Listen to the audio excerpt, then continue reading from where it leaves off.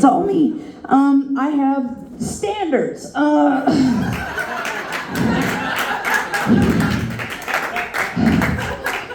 damn, and everybody's like, my standards are too high. I'm old, 51 and single. This is where my standards are. He has to have a job. He has to have his own car. He has to have his own place. And he has to have a personality. And he can't hit all four. That's all my... And everybody's like, that's too high. That's too high. That's too high. That's too high. You're asking for too much. Really, am I? I mean, all I'm asking for is that, with the post-fucking chit-chat, that I don't want to choke him out. That's all I'm asking for. And so many guys can't give me that. I know it's a shock, I was married for 18 years. Ooh. Not anymore. I'm divorced. It's good. The way it ended wasn't a big, a blowout fight or anything crazy like that. He just came home from work one day and said, my mom and I talked it over and we decided it's time for me to go. The fuck? Yeah, I didn't even say the fuck, I just said fine. You and your mommy decided. Okay. I was always the second woman in that relationship. So I was glad to be finally free. And then, this is going to get dark, but stay with me. Stay with me. It'll get funny. Okay. So he leaves. And so who had marriage and reproduction was not part of my life plan. So now not only am I alone, but I'm trying to learn how to be a single mom. And then it looked like I was going to get laid off from my job. And then I got diagnosed with cancer. That's a lot on a motherfucker's plate. A lot to process, a lot to work on, but I made it through. And a while later, one of my homies was like, hey, Tanya, when was the last time you And I was like, punch someone in the liver? And he's like, no, caught some mean dick.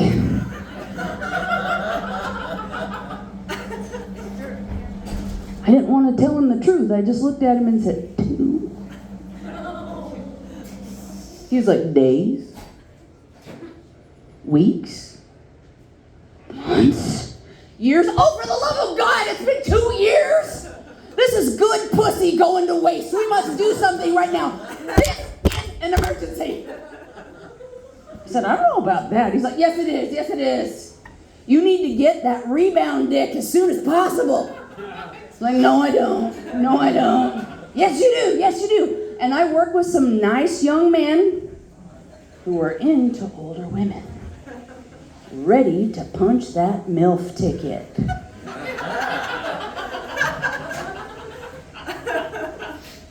Okay. And this is where the nerd part kicks in. He introduces me to this young man, hot. And he was really interested, and I was stunned. I was like, really? We exchange phone numbers. We make arrangements for that date, the call of booty.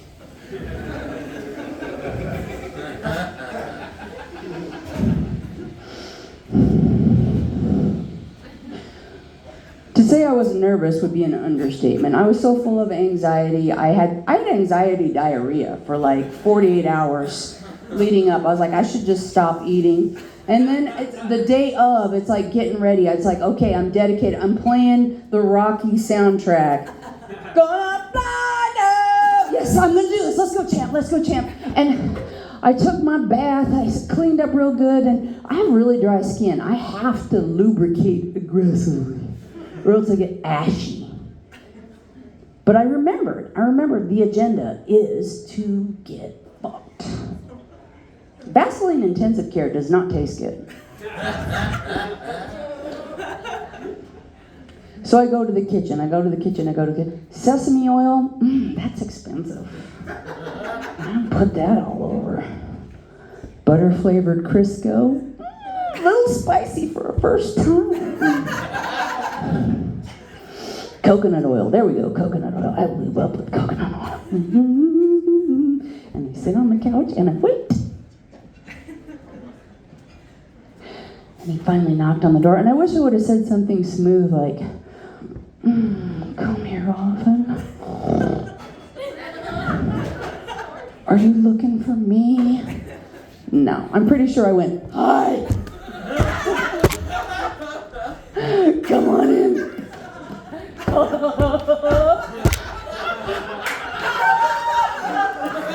Pretty sure that's exactly what I did.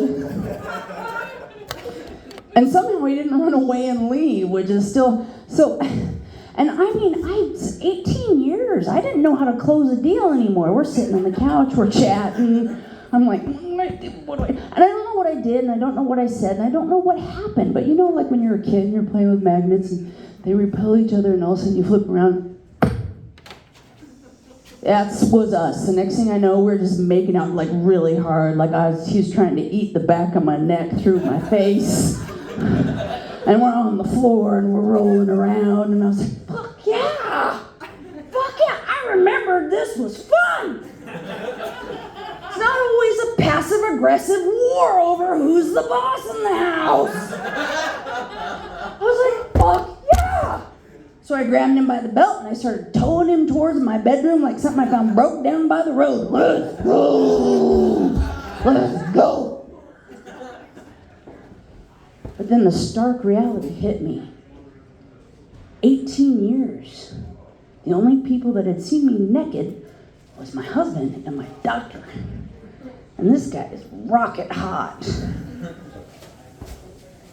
The anxiety came back. This little motherfucker was smooth as hell. He did that Bruce Lee, just jumped in the bed and was like, What else is a good Christian girl supposed to do but to say, thank you, Jesus, for the bounty thou hast laid before me? And jump on in.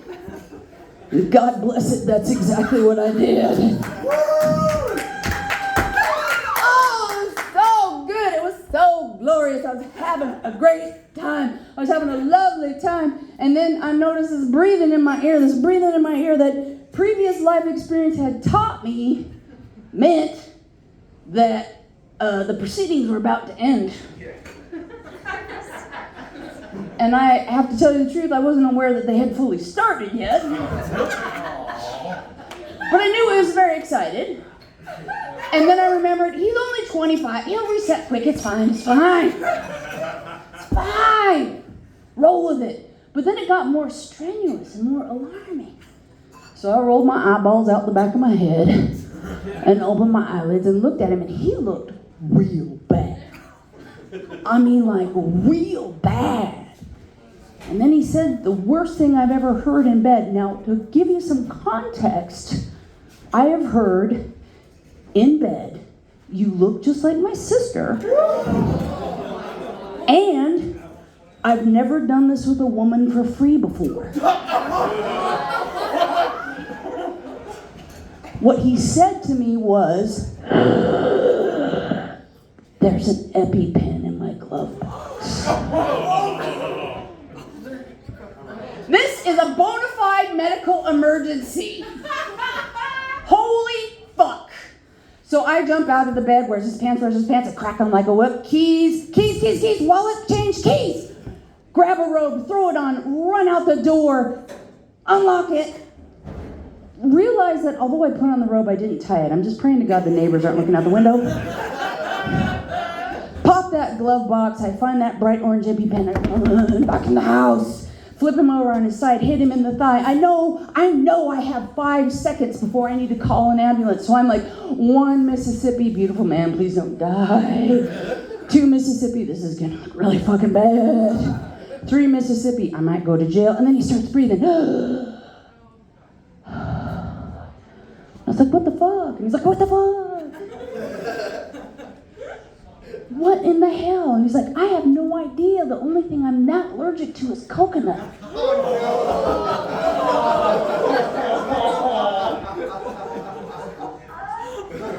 My sex life has not improved since that day, I'm just going to have to say. And he's still a smooth motherfucker. He occasionally sends me texts of a photo of a fucking EpiPen and a condom with safe sex.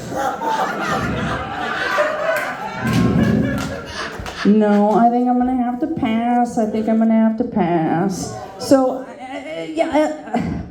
as a nerd too, like, I like them nature shows. Y'all familiar with them nature shows? My mom was not a nerdy person. She always was like, Tanya, you and your crazy bugs fucking shows. Because invariably when she came in, it was bugs, like the praying mantises and the female eating the head and whatever. And during the lockdown, I really got back into the nature shows, and I was like really into the nature shows. And you know what I noticed? That I don't know if anybody else has thought about? Like, most other mammals have a specific period of time in the year that's fuck time. And then the rest of the year, it's not. It's just like, this is fuck time. And the rest of the time, you know, most animals actually fuck time, no time. Fuck time, no time. You know, we're fucking mutants as far as that goes. We'll fuck any time at the drop of the hat. And then I started thinking, what would it be like if we were that way? Like, there was 1 month in the year that was rut, and the rest of the time we were chill.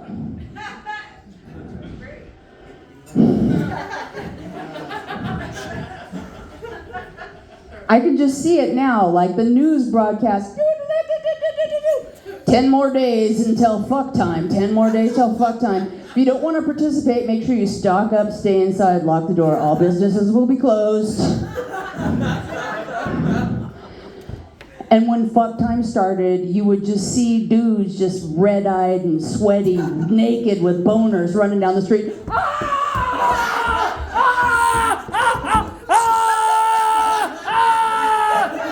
And women like, yes, yes, yes! God, it would be amazing. And just to have it, I was raised around second generation hippies. Which means I've seen parties get busted, and one time in my life I did actually see a man run. Most men have done a light trot with a full boner. We're talking about an actual sprint. And he was like, I've never seen anything so glorious or ridiculous in my entire fucking life. And I'd like to see it again one time before I die. Because it was amazing. Just like you could have hung 3 wet towels on this thing. And he was running, and it was just boing, boing, boing. It was amazing. You just have to try it one time. You have to see it one time. I'm just like, get your man to do it for you. Depending on how old he is, you might have to double down on the Cialis and Viagra. I don't know. Viagra. Yeah, I'm fucked up. Whatever. Where are we going? So, I was born to a crazy alcoholic that was obsessed with Ernest Hemingway. Which means he wanted a son more than anything in the world. And I was the surprise baby. They already had 2 girls. My mom popped up pregnant again. She was like, no more, you're getting a vasectomy. And my father decided I was going to be the son that he always wanted. He had a name picked out and everything. I was going to be Eric Darrell. They were going to shorten it to ED. Thank God I got born with a vagina. Because imagine being 22 running around with ED all the time. So So yeah, that was like that was the life I got raised, guns and hunting and whatever, and you're just as good as the boys. Truth was I was better. Hunting, fishing, tracking, trapping, I kicked all their asses. Why? Because they were pussies, okay? And in 2022, let's make it clear, I'm changing it. I'm taking it back. We're switching this around. When I call a man a pussy, I'm not talking about this stout bitch. This stout bitch conquers universes. This stout bitch is the fount of all humanity. This stout bitch is amazing. And I call a man a pussy, I'm not talking about this. I'm talking about maybe a newborn kitten that can be taken out by a flea infestation, or a draft, or a tapeworm. When I look at you and call you a pussy, that's what I'm calling you. Baby kitten. Oh, so cute. Whatever. Well, I'm going somewhere, I'm sure. Let's check my notes. Oh my God, yes, this is important. This is so very important. Y'all ever rage quit a job? Yes. Oh my God, it is so liberating. It was so liberating. The last job I rage quit, I'm telling you, I went completely off the rails. We're talking completely psycho, like flip over the desk, rip the phone out of the wall, kick the door down. Fuck you! Fuck you! I'm never coming back! Fuck you! And then I remembered I work from home. Oh, and my daughter was home, so now, she needs therapy and I have no health insurance, but whatever, It's okay. I have other income streams. I do this, a lot of money into that. But, oh yeah, baby. I have online ventures that I make money at. Like for entertainment. Online. Have you ever gone online to entertain yourself? My sweetheart. Oh yeah, you know what I'm talking about. Oh yeah, you do. I sell Magic the Gathering cards online. Cardshark.com, servicing the needs of nerds nationwide since 2006. Whatever you need, mana, mythic, rares, commons, whatever you need, I got it for you. Anytime. It's a good job, So, I am single.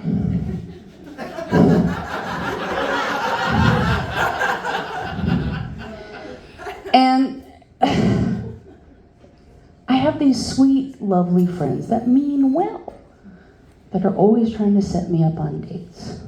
Mostly male friends. I have a lot of male friends, and it seems like they meet someone and they go, oh, he's pretty cool. I want to spend more time with him. I'll get him to try to fuck Tanya. Without processing who I am as a person. Sometimes to entertain them, I do go on these hookup dates, setup dates, just to see. Boy, oh boy. This last one was a showstopper. I like lunch dates because it's a clearly delineated piece of time. Easy out if I need it. Showed up right out of the gate. This guy was a problem. He ordered my lunch for me, a salad. What are you saying, I'm fat? What are you saying, I don't know how to order my own fucking food? Whatever. Off we go. He's like, our mutual friend tells me that you're a comedian. I have to tell you that I don't think female comics are funny. All they talk about is their periods.